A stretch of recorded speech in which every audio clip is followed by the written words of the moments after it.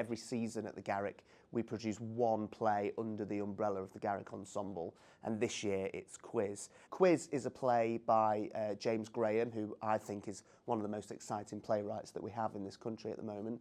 And Quiz covers the infamous story of Charles Ingram and his wife Diana, the Coughing Major scandal on Who Wants to Be a Millionaire, when they cheated their way to winning the £1 million jackpot. Or did they, is kind of the stance of the play. The bigger picture there is how we measure truth, trial by media, and what it looks like to be tried in front of the nation. What did we know and what were we told, which I think is really fascinating. There is a small allocation of seats that are built into the set as if you were in the Millionaire audience. But regardless of where you sat, whether you're in the auditorium or whether you're on stage, every member of the audience will have a voting pad.